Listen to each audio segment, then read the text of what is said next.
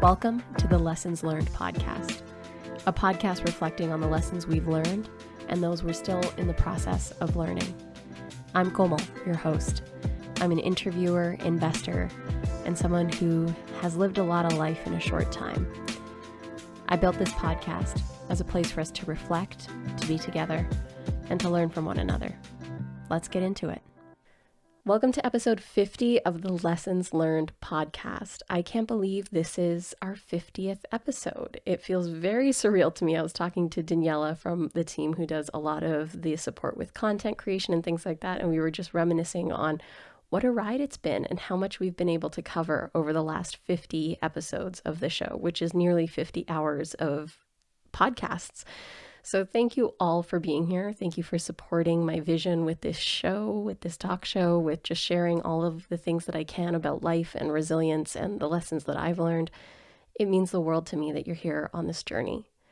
Now for today's episode, we are heading back into Lessons in Resilience, my Instagram TV series. And it's an offshoot of the show, Lessons Learned, but I go live with a couple people that I adore who inspire me on Instagram, and we get to learn about their journey together. And then I bring those episodes here to the show for all of us to learn more, to connect more deeply with one another, and to learn about some new folks.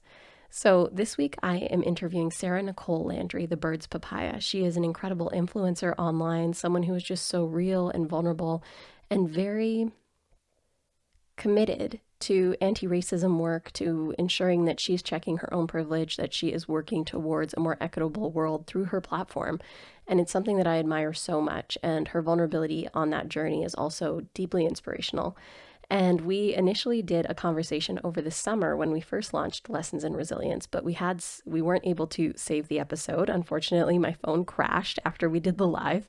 So she was gracious enough to come back on the show for this fall.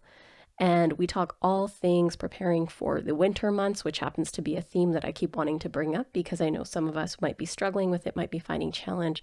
She's talking about her journey with accepting her body and her relationship with her body now that she is pregnant again after having had 3 kids earlier in her 20s, and so much more. And it is a privilege to be able to host and have these sorts of heartfelt conversations with all of you, and that folks trust me with these parts of their lives. And so I hope that you find this episode as inspiring as I did.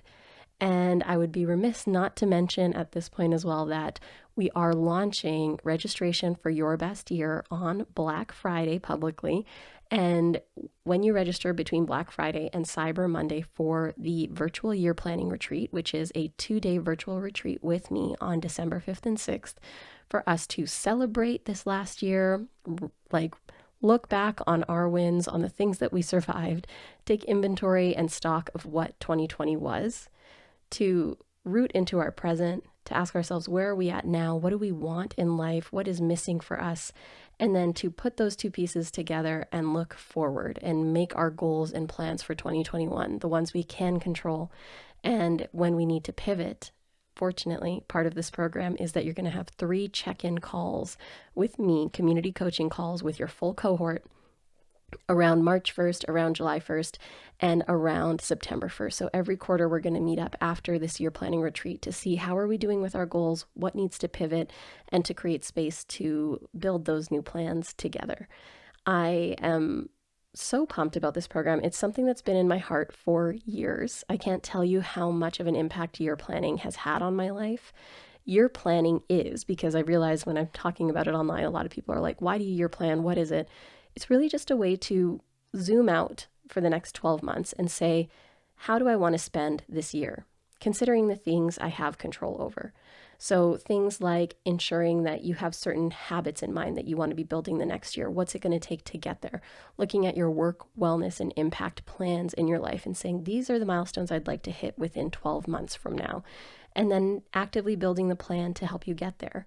So that is what your planning is. That's what we're going to do together. And it's something that has helped me through so many hard times, which is why I knew now was the right time to bring this program to life, because we all deserve clarity right now. We all deserve something to look forward to.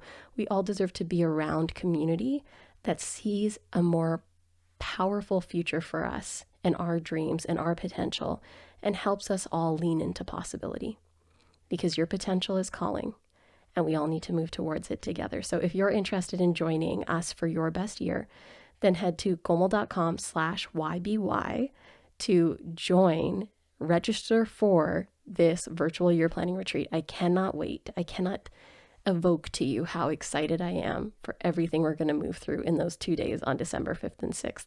So again, komal.com/YBY to join this year's cohort. Now, without further ado, here is my conversation with Sarah Nicole Landry, the Bird's Papaya. Welcome, welcome, welcome to the latest season of Lessons in Resilience. This is going to be such a wonderful conversation today. I'm so pumped that we get to reconnect with Sarah Nicole Landry, the Bird's Papaya. We're going to have such a impactful conversation talking all things resilience, all things how we're preparing for the fall, everything that's upcoming for Sarah, including having a new little one. It's going to be so amazing for her life, but also so curious about what tactics and tools she's using for herself to take care of herself right now and prepare for all that's ahead. Sarah is, because the last time we did this, Instagram crashed on me, and therefore we couldn't even share the conversation with anyone after the fact, and it was so impactful. And hello, beautiful. How are you? Happy belated. Thank you. I am So 31, fun. and it just feels like there's like this pressure that's come off now that I'm past the 30 mark, past the, needing to strive to do all the things in your 20s. Now I look forward and I'm like, I've got time. I've got nothing but time. Yeah. It's a little weird having a birthday in quarantine too. No matter how you swing it, it's just weird. It's just, and it's the same with like Halloween, for instance. We were all like, for so many people, it was no longer about dressing up for a party. It was like dressing up for a single shot. I literally was putting on costumes, taking off costumes, putting on, and like birthdays are just like drive by, throw things out. It's just so different now. Everything is, but I hope you had the best day. I hope it was really special. It was 31, you said? It was 31, yes. Oh, I should have sent you like a bucket of Baskin Robbins, because all the 31 flavors of ice cream. I'm 31 weeks pregnant next week, and I was like, that's what I should do. I should go and taste test all of the ice creams, all 31. And then you'll know in advance what Babe's favorite flavor is. It's going to be amazing. And I would be wildly sick because I'm allergic to dairy, but I mean, who cares? Well, then I'll live Ben and Jerry's route and get some dairy-free deliciousness. There you go. There you go. That's the there one. You go. But Sarah, thank you so much for joining again. We're kicking off Lessons in Resilience again for the fall. And I know that you have so much coming up in your life. And something that I'm diving into on the series this quarter is around how we're all prepping mentally for winter, how we're all sort of planning our way to make it through this winter, because I'm not going anywhere. I'm certain that when Babe comes, you guys are going to be also in Guelph. So how are you mentally prepping for this period of cozying, of new Babe coming, of planning for this winter stretch? It is one of there's so much combined. It's not only just winter in and of itself, which does take a lot of mental prep. Two in our family suffer from seasonal affective disorder. So we have to be really intentional around that and like our mental health and having really open conversations. And on top of that, I'm preparing to, have a baby in January. But what's interesting is when you work for yourself, you don't just get a maternity leave. You actually have to work for your maternity leave. So right now, I feel like I'm in major prep mode as we go into anticipation of that time. So doubling up on almost everything and trying to create this new balance. Because we don't know. There's so much going on. We don't know if things are going to be shut down. I don't know if my body will be bed rested. we have to prepare for variables. And I feel like even though that's my circumstance, so many people are in the same boat because lockdowns are happening again. Jobs, like at Q4 is usually a great time, but you know, going into the new year, a lot of anxiety can kind of happen around these seasons and around losing our face-to-face time with people. So there's just a lot to kind of calculate and think about and prepare ourselves for. And it's one of the harder things to do this year, to have any type of preparedness, because everything feels like such a surprise. Like nothing, you almost like your preparedness is, and this is a huge thing that I started doing. And I talked about it a bit, but instead of asking for, you know, the way to be kind of paved for us, for things to kind of just work out, instead asking that we prepare ourselves no matter what it is that we might be going into. And that has really helped me change my perspective on my pregnancy, on, you know, job changes that are happening, on family circumstances. There's a lot that's been going on, and to be able to just work on preparing our own hearts and our own minds and our own schedules to be flexible and to be agile and to be so grace-filled going into another season of essentially an unknown. Mm-hmm. I don't want to ask for, as much as I would love to be like, I would like to have the baby on this day and I would like for this to happen. I can't do that. So instead, just kind of asking for my heart to be, you know, ready for whatever the circumstances that come are. Mm. Earlier today, you were talking about, you know, you're hustling. You had 2 shoots today. We're having this conversation. You got prenatal classes tonight. Yeah. But you also were being very mindful about not glamorizing the hustle either in this season. Yeah. And when we spoke last, you had just come through that wonderful shingles situation. And you had mentioned that having a baby in your belly is what made you stop and pause and start caring for yourself. So as you're in this season of work being so intense, as you're prepping to step away, how have you been able to care for yourself? How have you been able to tune in? It's been, and coming back to that conversation that we had last time, it's been shocking to me how much I'm willing to advocate for myself because I'm pregnant. How much that because I'm carrying life, is now this like free pass card to be like, sorry, I can't. That might stretch me too far. I've got to really honor my capacity right now because I'm carrying a baby. What if I dropped that line in 2021? What if I lose that and say, you know what, I am life. I am a life that I am carrying, and I need to be mindful of her. And really starting to kind of reapproach the way that I looked at this year. Going back to shingles, I got shingles on my nether regions, on my lady bits. And I said to well, first of all, I didn't know what was going on. So you can only imagine what was going through my mind. And my doctor, when she was like, oh, it's shingles. And I was like, oh, and she's like, well, that's a relief, right? And I'm like, well, yes. And also, it's a bit of a alarming thing, because this is a side effect of my lifestyle. My body is so stressed out that it's doing these things.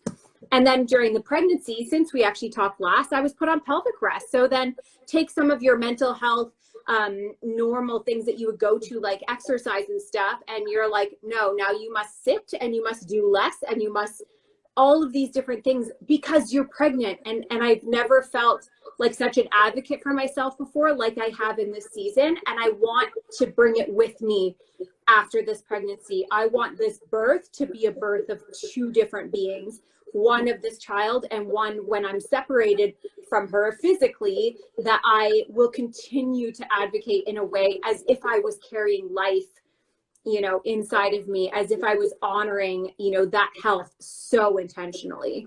That's so powerful. And I feel like it, like you said, that birth of 2 beings, not just your child, but also your, like the ultimate way that you want to care for yourself, that ultimate self-love that you want to show yourself. And don't we all need to hear that right now? Treat yourself as if you would if you were your own child. And we hear that, you know, often, and it's so important for us to tune even further into that. So a lot of folks in the comments are already saying how you supported so many of us on our changing bodies and loving our bodies journey. And you're obviously going through a lot of change in your body right now, and you talk about it very candidly.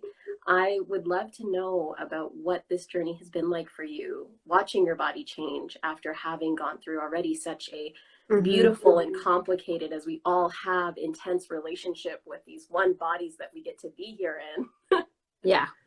I mean, I don't think I've ever had really pride about this, about, you know, how I've found confidence beyond my body at any point, because at every point, and the one thing I always like to remind people is I've still yet to look in the mirror and be like, gosh, love her, she's perfect. Like, we've made it, we've got to the destination, we love what we see, we're good.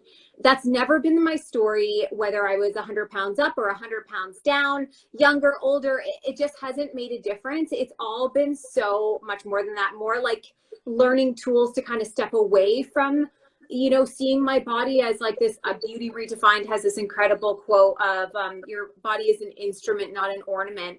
And, you know, truly looking at myself as like this instrument that is, you know, my best friend that has been carrying me for so long. And not only that, but has been working and doing her job for so many years, as I just got angry at her for them.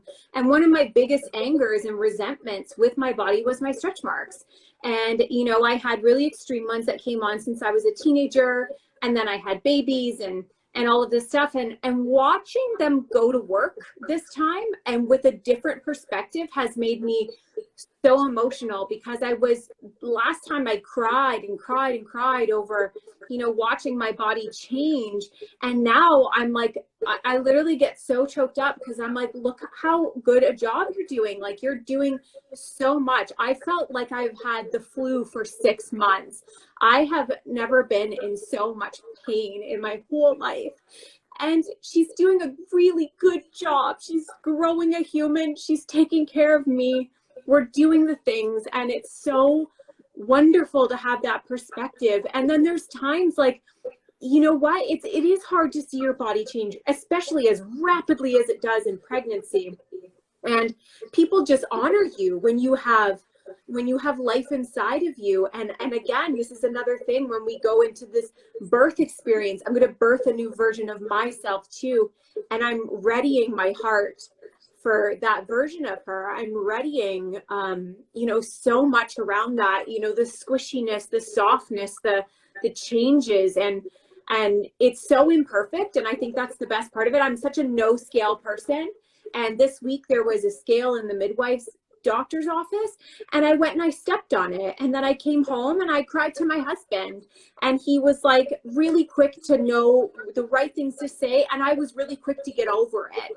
So it's not that these things don't exist in my life anymore, these struggles don't exist, it's just I've gotten a lot better at navigating them and getting myself back into this reality of my body doing a really good job and respecting her. It was a lot easier to respect her when I could eat whatever I wanted. I could make, you know, good food choices, and I could exercise every day. It's very different when 3 meals a day were mashed potatoes and I can't exercise, because the midwives have told me, you know, you could potentially die if you do something. You and your baby will bleed out if, you know, you don't follow these things. So it's been a huge like grace journey, and I'm so excited that I actually get to bring people along with me this time, because I feel like as people caught into my story, they maybe came after my weight loss, but in terms of postpartum, it was like coming to acceptance of it 8 to 10 years after it happened. And now we're like right in it. We're right in the thick of it.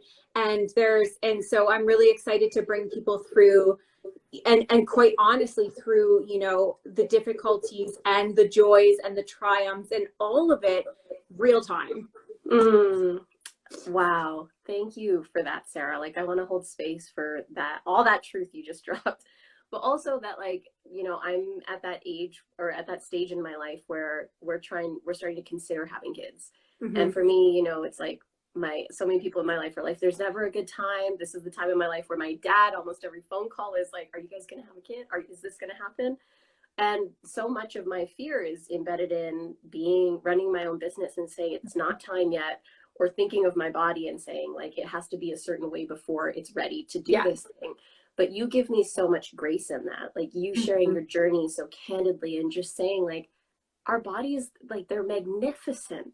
They're magnificent. And Truly. COVID, though, is taking so much of a toll on so many of us, but our bodies are carrying us through it. Yeah, And when you share truly. about that resiliency, because when you say, like, it's not that it doesn't hurt anymore or that I don't judge my body anymore, but it's that I can come back from it faster. Like, that's your Yeah. resilience. Yeah. And so Yes. I'm curious, when you consider that resiliency, how does it make you feel about yourself? How does it make you feel about how far you've come? I think, oh, I'm so emotional today. I think I'm there with you. You've got me crying. sorry.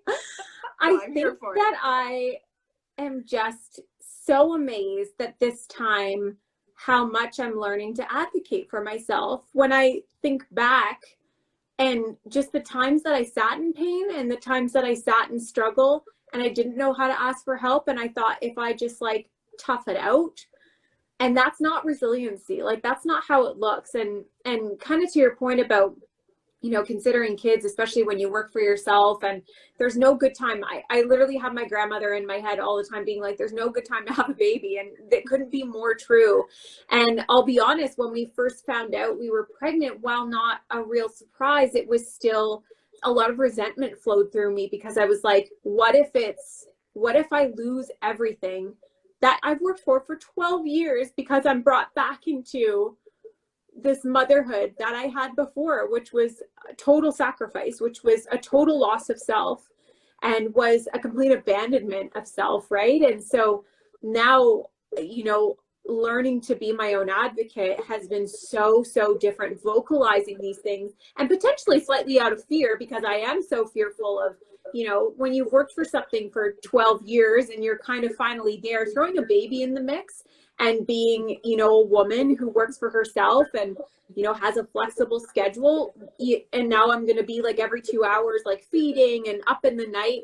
I'm like, where's the time come from? Like, where's it going? Am I going to lose travel in the future again? Am I going to have all these things? So I remember talking about this to my husband, and he was just like, nothing has to look the way it did before. Motherhood doesn't have to be defined the way it was in your past. Like, it can be an entirely different experience, and like, we're gonna work for that, and we're gonna, like, that's gonna be our focus. And even, like I said to my mom last week, and this was inspired by somebody else, Rini, Own It Babe, she had her baby like through the night, like labored through the night, and like had her baby. And she talked about like having one of their moms came and like stayed the night so they could have a night's sleep. And I was like, in my initial was like, oh, like, what? And then I was like, oh my gosh, that, like, think about it. You've literally just given birth through the night, and you need to catch up on sleep just for your basic needs and your health. Like, that's something that you should probably do. And so when I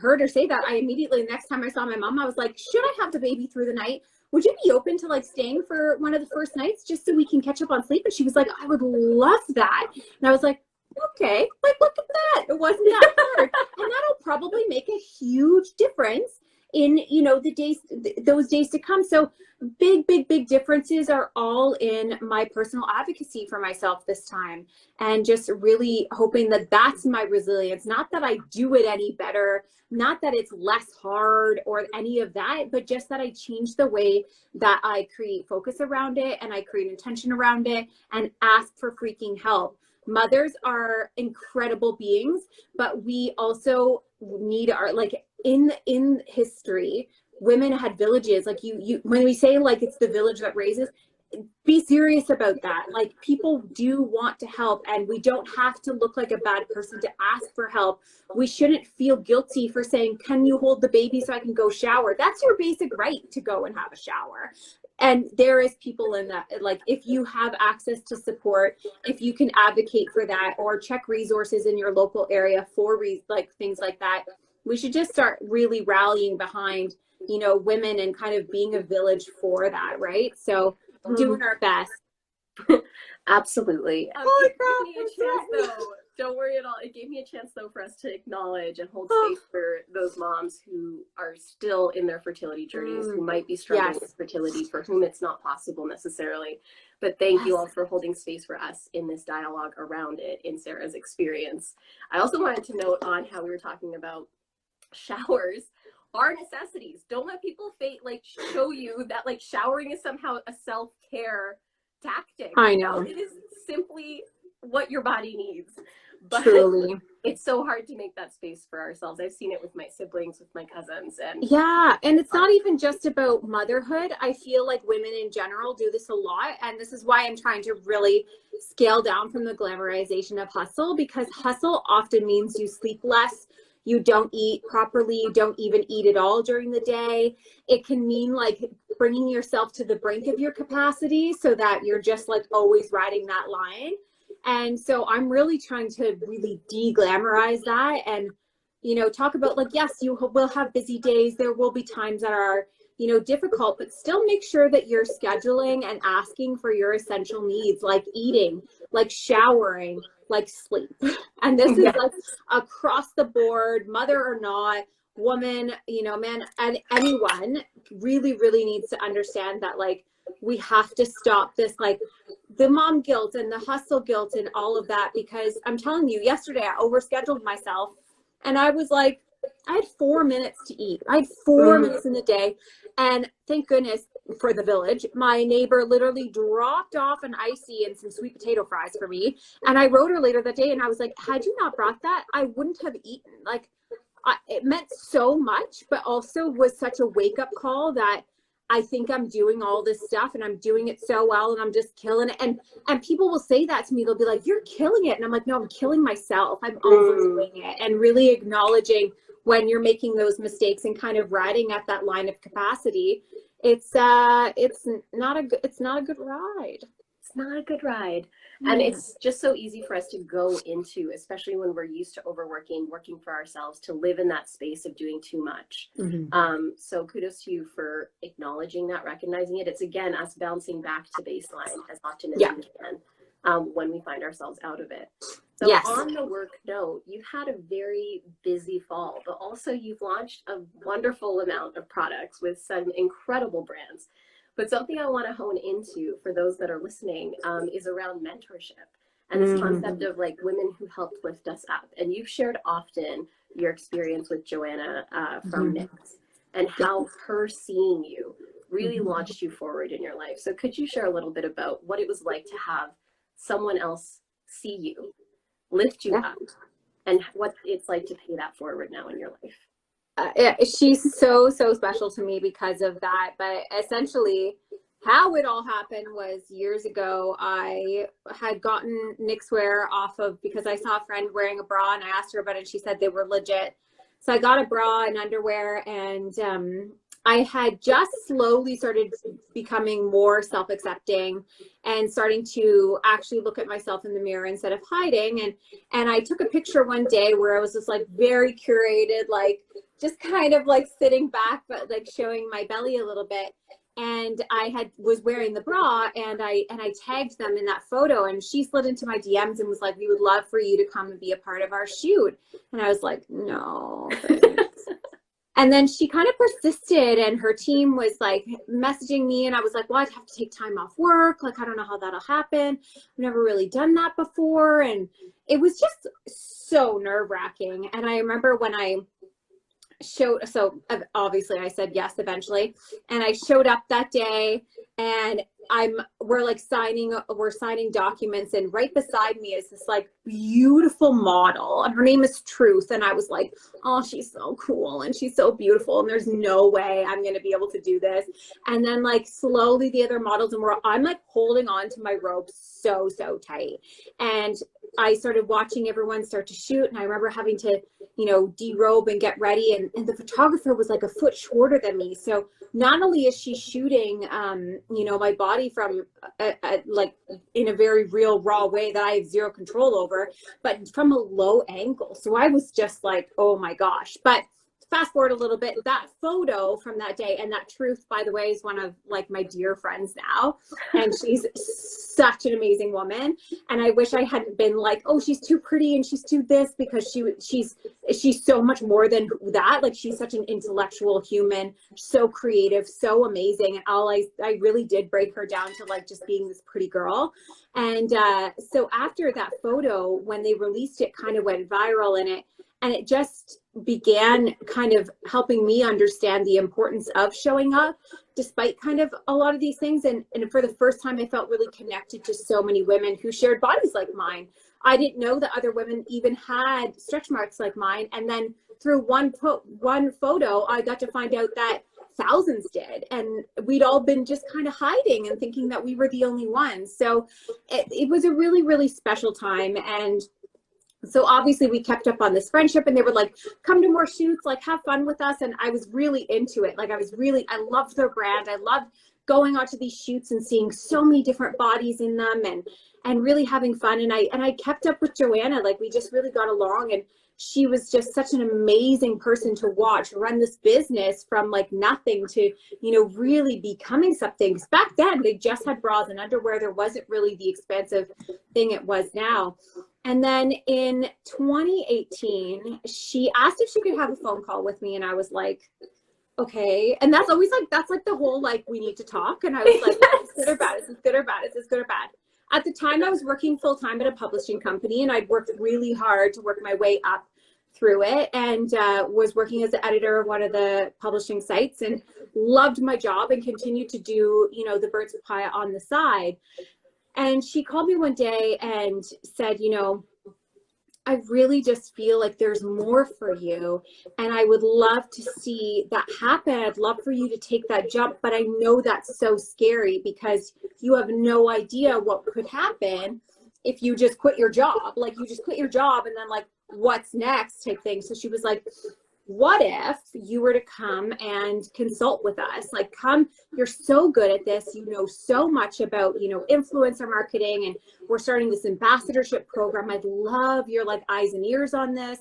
And maybe you could come in and do a 6-month or like a 3-month, 6-month contract, whatever works out. That way it's a bridge between what you're doing now and guaranteed kind of like payment into going into next year. And what was funny is she was like, tell me like a number of what you think would be fair. And so I kind of did a calculation, and I came back to her, and she was like, yeah, that's not enough. We're going to pay you more. So I was like, oh, so she was teaching me like, as we were going, like to advocate for my worth, to see it and show it. She would bring me into meetings of things that I had no idea what was going on, just so I could sit and learn and watch and experience. And so eventually it got too busy on my end, and I, you know, started going back to just I went to doing the Birds of Pia full time, and I incorporated, and it was really exciting, and she was so supportive.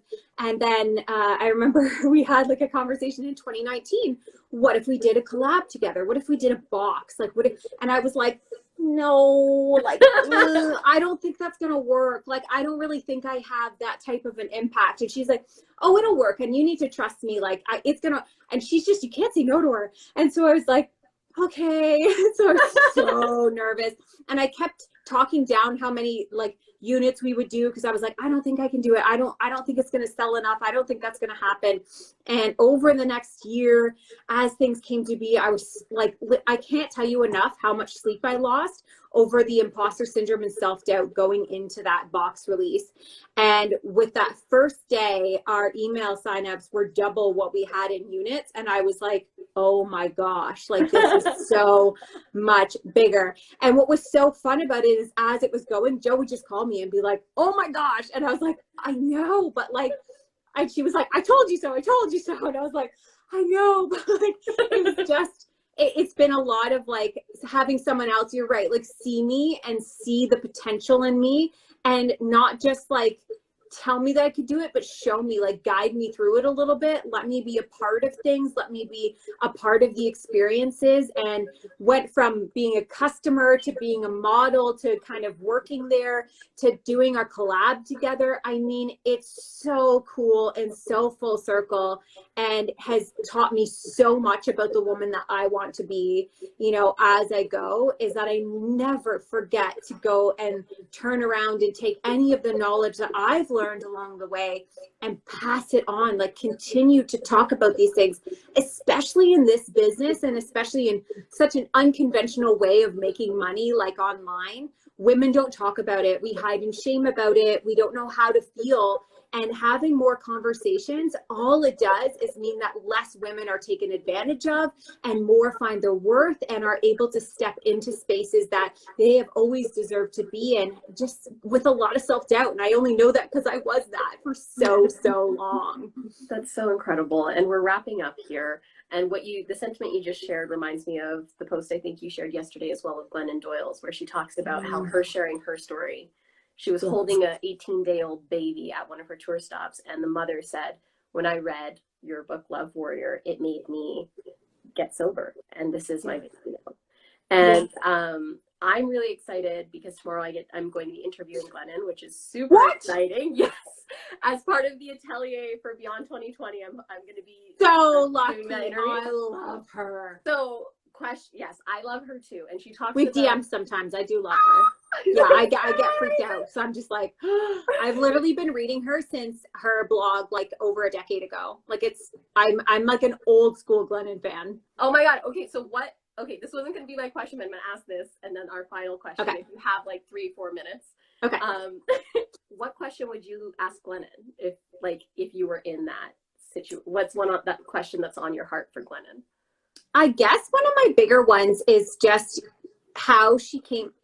If you look at her books, a lot of them are transitioning from like forgiveness in marriage or repairing to marriage to actually like leaving and having like this different story. And I would always be so curious about how she managed to deal with, or how it felt being an author or like somebody who was like seen as an expert in like marriage repair into actually going through like the divorce and side of things too. Because I think that's one thing I always struggle with is as humans, when we share about something, we sometimes have a hard time being our own hypocrite. Not that I'm saying she's a hypocrite, but like going back on something we've said or evolving past it. And how do you navigate, you know, that you felt you had it, you knew what you were talking about then, and then it changed. Mm-hmm. And she's just one of those people like I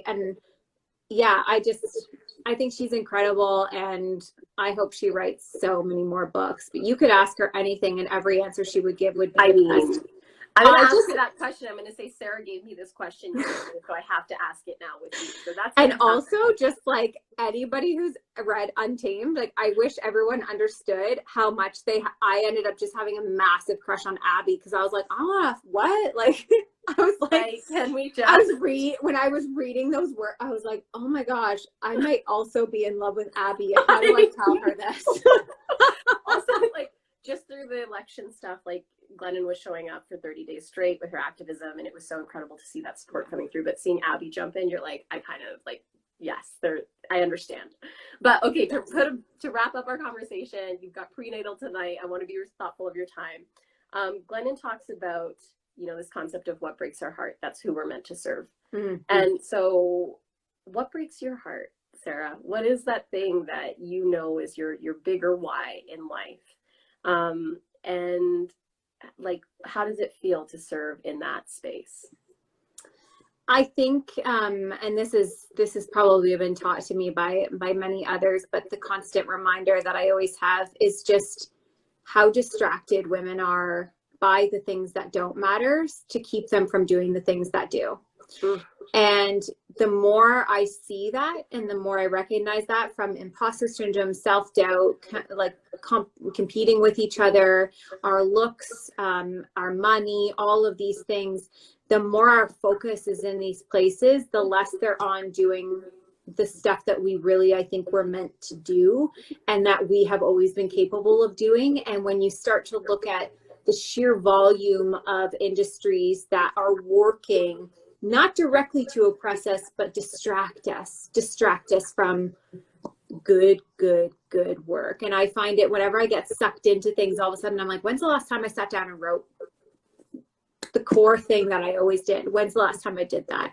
I'm being distracted. I'm being distracted by materialism.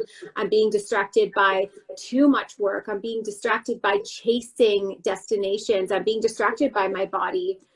What happens if those are all gone? Where is my best work? And that's always done in the times of least distraction. So that would be my biggest thing, is just it breaks my heart to see how much we're being distracted by our own self-doubt, and the industry's profiting from that, and kind of working through that. And that's not to say like I don't love to also spend money, and I don't love to do my hair, and I don't love all of those things, but those, as long as they're not distracting me from doing good stuff, as long as those are fun things and accessible things and like maintainable, then we can do them, but not if it's distracting me from doing more important things.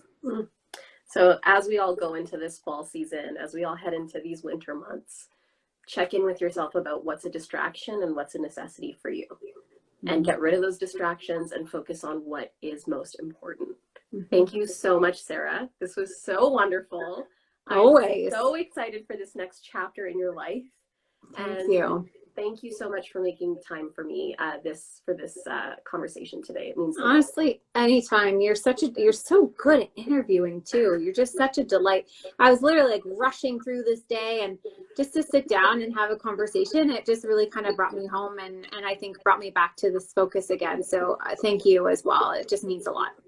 Wow. Can't wait for one day for us to meet in person, but have the best prenatal. It better not be COVID, because I need to hug you. Yes. 100%. So unfair. Thank you, Sarah. Have the best night. Good night, everybody. Bye. I hope you loved that episode. That was such a wonderful conversation. I was moved to tears. We had such, you guys just listened to it. My heart is so full. I want to remind you here again that if you are interested in joining Your Best Year, my weekend virtual year planning retreat on December 5th and 6th, head to komal.com/YBY, and you'll get all the details about what the program entails, how to register, and there are payment plans. I want to make sure that this is fully accessible to everyone who wants to be involved. And if for whatever reason those payment plans are inaccessible, just shoot an email to our team at info@komal.com, and we're happy to make a pay what you can spot available to you. Now, thank you everyone for tuning in to this week's episode. I can't believe again that we did 50 episodes of this show so far. The future is bright. Now, until next week, bye. Thank you so much for tuning in. If you loved this episode, please leave us a review on Apple Podcasts. And if you want to follow me, Komal, check me out on Instagram at KOMALMINHAS, or the show at lessonslearned.co. And if you have an idea of a lesson that we should dive into on the show, then slide into our DMs and submit there or on the website, along with any guests you think I should interview and talk all of the things with. As always, I hope that you make some time for you this week and reflect on the lessons you're learning or have learned, and take some time to celebrate all the incredible that is you. Until next time, guys. Bye!